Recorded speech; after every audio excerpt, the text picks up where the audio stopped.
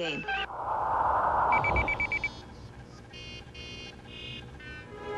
Uhura was a wonderful character to create. Not only a woman on that bridge as part of the command crew, but a black woman. And people could look on that screen for the first time and see equality without hitting you on the head with it.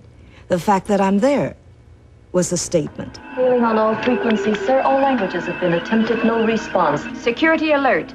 Condition 3. All sections go to alert condition 3. Progress report. It's very delicate work, sir. I can think of no one better equipped to handle it, Miss Uhura. Please proceed. The mixture of the Enterprise's crew was immediately popular with its fans. One of the most popular crew members was my friend Nichelle Nichols, who wanted to leave the series feeling that her character wasn't fulfilling its potential. I had given it careful thought, and I went into Gene Roddenberry and told him that after the first year, I intended to leave the show. And he was very upset. That very weekend, I went to an NAACP fundraiser, and someone came to me and said, Miss Nichols, there's someone who wants to meet you. He's a great fan of yours. And I expected to turn around and see some young person, and I turned around into the face of Dr. Martin Luther King. And I was stunned, and he said, yes, I'm a big fan of yours. And I said, thank you very much. I'm very happy about that. And of course, I'm leaving the show after this first year. And he said, you cannot.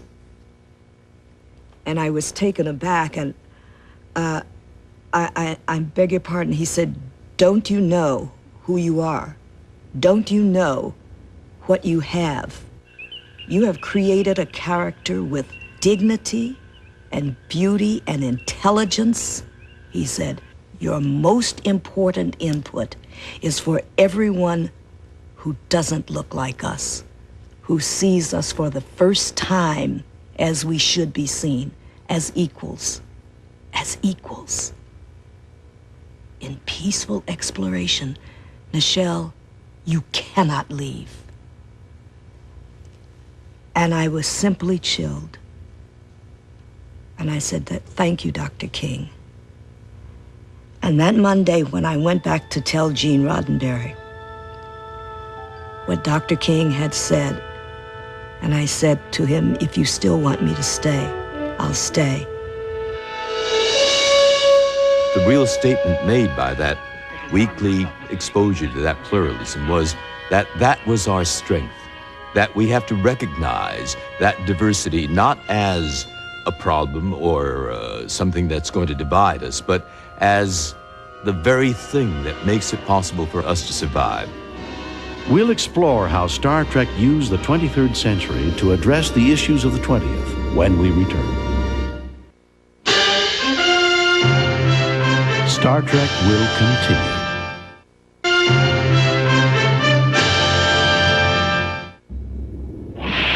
In a turbulent decade, as the nation dealt with war, civil unrest, and social revolution, so did Star Trek.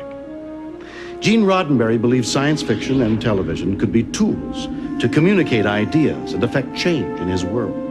There's an ancient Chinese curse which says, may you live in interesting times.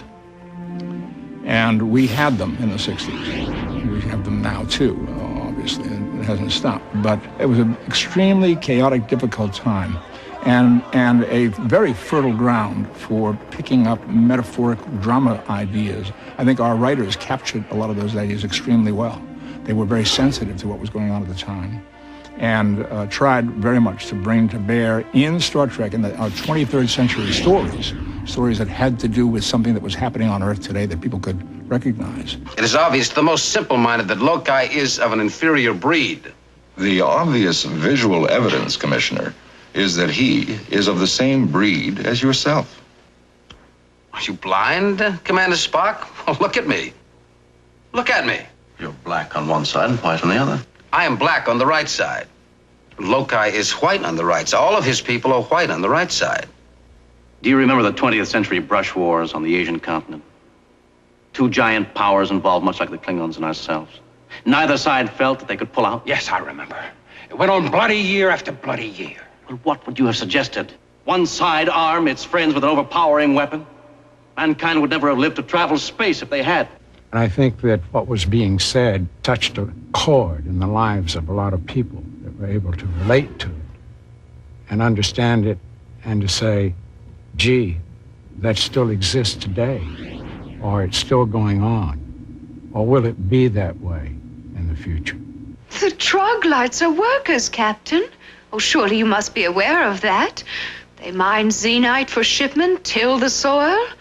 Those things cannot be done here. In other words, they perform all the physical toil necessary to maintain Stratus. That is their function in our society. But they are not allowed to share its advantages. How can they share what they do not understand? Doctor, you insist on applying human standards to non-human cultures. I remind you that humans are only a tiny minority in this galaxy. There's certain absolutes, Mr. Spock, and one of them is the right of humanoids to a free and unchained environment. The right to have conditions which permit growth. Another is their right to choose a system which seems to work for them. This isn't life. It's stagnation. The beautiful thing about Star Trek to me really is that it also had a moral. And maybe that's why Star Trek has lasted so long. Because everybody likes a moral story. Everybody.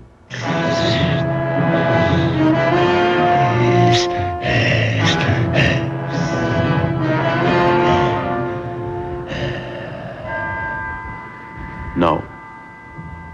No, I won't kill him. Do you hear?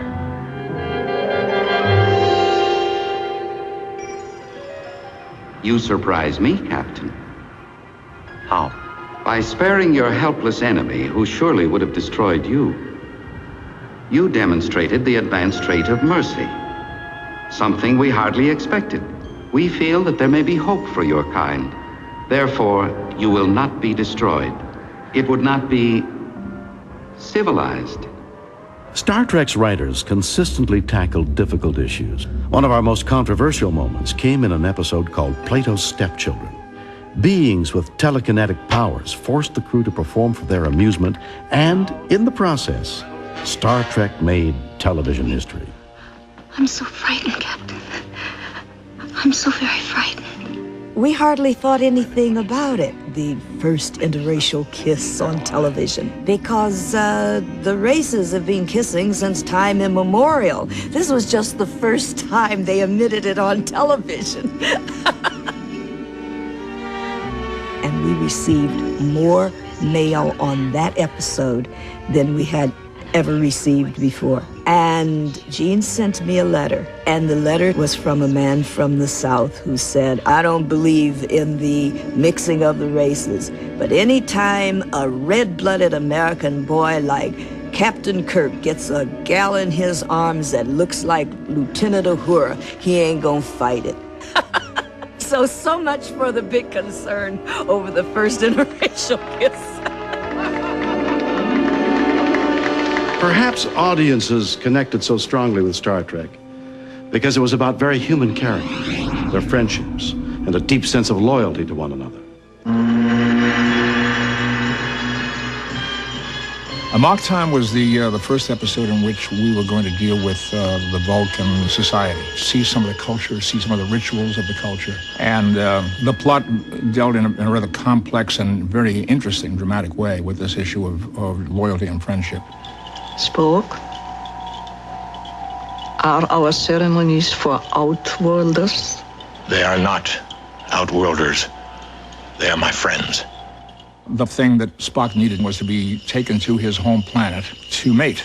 And Spock, in his terrible plateau condition, which is a totally distraught and out-of-control condition when he's going through this process on Vulcan, is forced into a physical fight, a fight to the death with Kirk. You're gonna have to kill him, John. Kill Spock? That's not what we came to Vulcan for, is it? Now be careful. Sound medical advice.